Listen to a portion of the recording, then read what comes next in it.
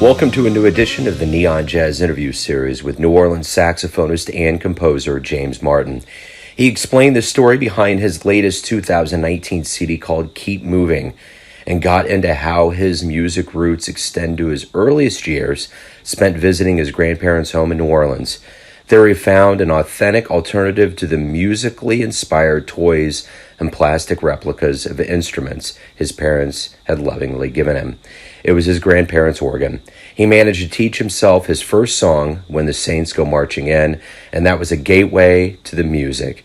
A pawn shop guitar was next, and then the saxophone. He spent 7 years playing with the great Trombone Shorty and decided to pursue a solo career after that. He's got great stories, and you can hear them all, so please dig it. Okay, James, thanks for taking a minute out for Neon Jazz today, man. I appreciate it. Thanks for talking to me. Appreciate it. You bet. So what I want to do first and foremost is I want to dive in and talk about your latest CD, Keep Movin'. And I want to know from you, what was the vision for this project? I released my previous album in January of 2017, and I really didn't stop. I really didn't slow down. I continued writing new music, pushing myself as a songwriter, as an artist, saxophone player, singer, band leader. All of these songs on the album, all 8 of them, are all original songs that I wrote in that time. And it really reflects kind of the things that I was going through personally and my personal life, but also my career and how, in a lot of ways, I was literally, I kept moving. So, and that's kind of my philosophy right now, is to not just not be comfortable with the things that I've successes that I've achieved, the place that I'm at, but to continue to push and challenge myself as an artist. So that's what this album is coming from. And all of that began on an organ in your grandparents' home in New Orleans. Well, yeah, my grandmother had an organ in her house, and I was fascinated by it. I always wanted to go up there and start playing it, so I would kind of start figuring out little songs on my own. My grandmother didn't really know how to play.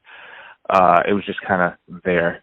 But that's kind of what piqued my interest and was really the first instrument I ever played. So from there you learn When the Saints Go Marching In and get a pawn shop guitar for $40. I was begging my parents for a real instrument most of my childhood. I don't think they realized how serious I was about it, and so they would just give me a bunch of plastic drums, plastic guitars. Eventually, I think it was on my 10th or 11th birthday, maybe, my dad went and got me a cheap pawn shop guitar, and it didn't even have all the strings on it. It would need some repairs, but man, I fell in love with that thing. It changed my life. So from the guitar, you arrive at the saxophone. How did that migration happen? I wanted to play guitar in my high school jazz band, and there was the band director. He was actually a saxophonist. He had this strict policy that if I wanted to be in the jazz band, I also needed to be in the marching band, the orchestra, the symphonic band, and there weren't guitars in those bands. So he was like, well, you can read music, you understand this, it's not completely foreign, you're not a beginner, we'll give you some cymbals or something.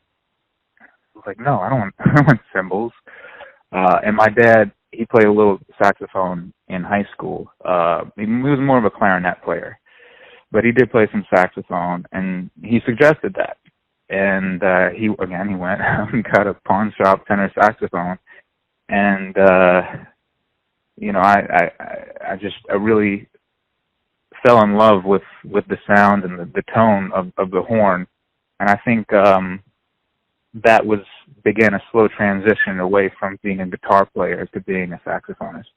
What did you learn in high school at the Creative Arts Center? I mean, that had to be a pretty big growth experience to actually get in the band and get going. It was probably one of the most important decisions I made was going to that school. The teachers that I had are all some of the most important jazz educators and musicians in this city. And it's not just any city. This is the birthplace of jazz here. So I had some incredible teachers that were both accomplished educators and musicians in their own right. A lot of the same guys that taught, Wynton Marsalis or Harry Connick Jr. or some other NOCA alumni were the same teachers that were teaching me. So I learned a lot. I went to Loyola for my first year to study music in college, and I was able to test out of a lot of different courses, and I was really ahead of everybody because what we were studying there at NOCA was at a college, even beyond that, it was a professional level. They were preparing us for that. They were introducing us to all that and what we had to do and the theories and all that. I think the most valuable part for me for NOCA was being in a classroom and hanging out with like-minded individuals, because it's different from being in a regular marching band, high school band program. It's much more serious in this kind of NOCA conservatory environment. My classmates were Trombone Shorty, Troy Andrews, Jonathan Baptiste, who's now leading the CBS band, and then countless others who are in all these other, some of them are Grammy nominated, Grammy winning. These are my classmates in high school. These are the people that I learned with. And I think we kind of, that's an incredible environment to learn and grow. And that helped me out. That's what got me my first professional career, just in that classroom, meeting all those like-minded individuals. And I think it pushed me as a musician as well. It was incredibly invaluable. So you got to spend 7+ years with Trombone Shorty, and that had to be a great learning experience. What did you learn from him? What did you learn from that process? I think I learned a lot more looking back than at the time, because I was so young and we were so young. I'm 2 years older than Trombone Shorty, so I don't know if you can imagine, some 16, 17-year-old leading a band that's going on tour. It might not always be as easy, but he was incredibly poised and incredibly experienced through all that. And I think I took that for granted at the time, because he made it look really easy, even through difficult times. Looking back, I start to see things that he did that were incredibly smart, and just how to lead a band, how to entertain a crowd, how to just be poised and calm in certain situations, making business decisions. I learned a lot from that time.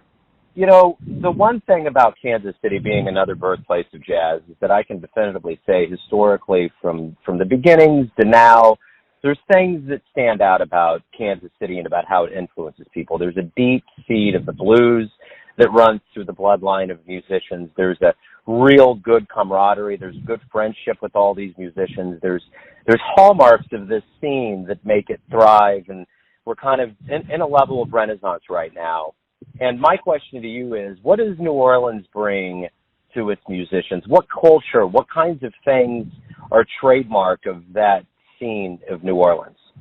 Ever since the beginning, New Orleans music has always been about dancing. When New Orleans music, if you want to call it jazz, in the beginning of the 20th century left the city of New Orleans and started traveling to other places, in a lot of ways, in some instances, it became more cerebral and more sophisticated.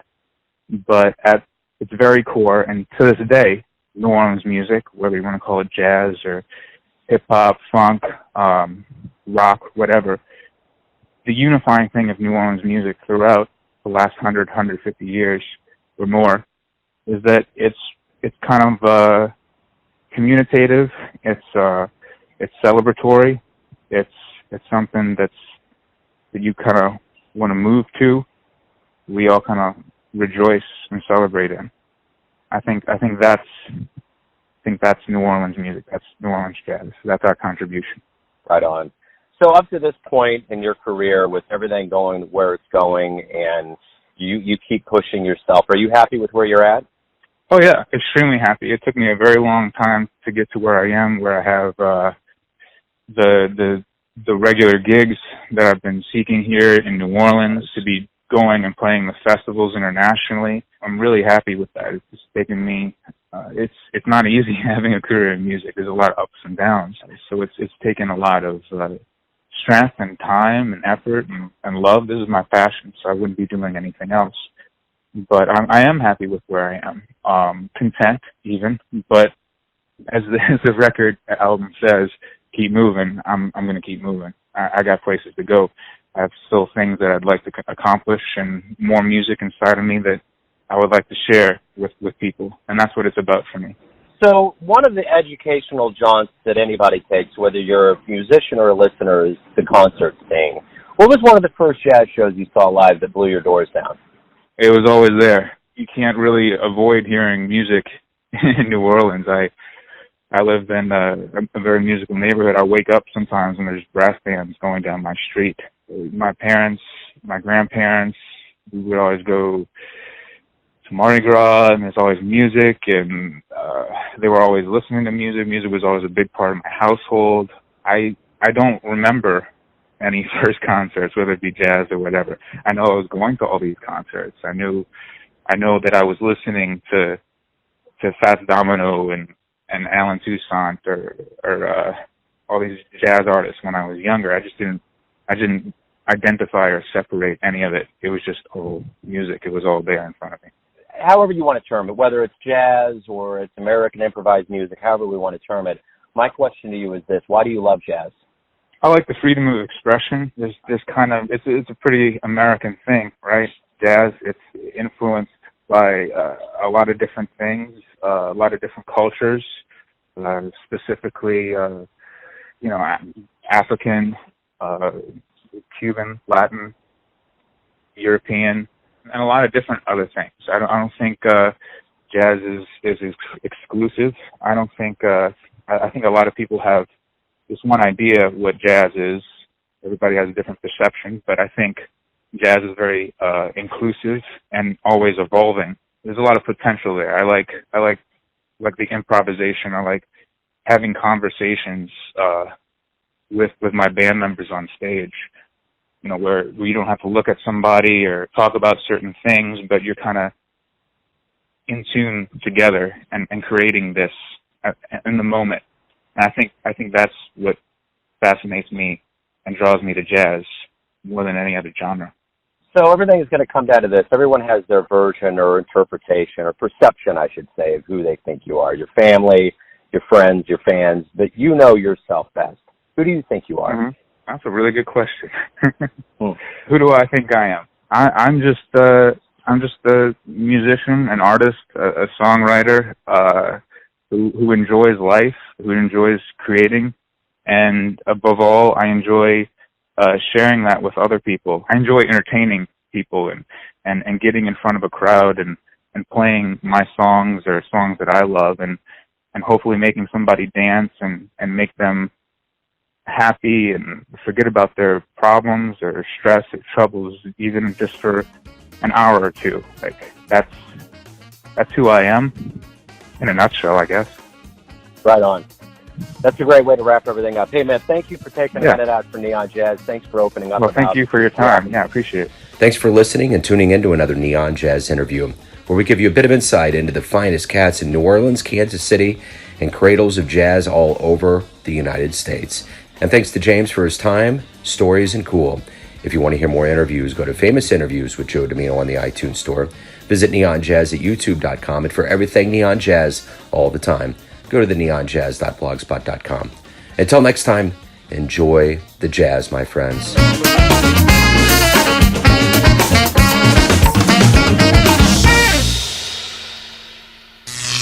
Neon Jazz.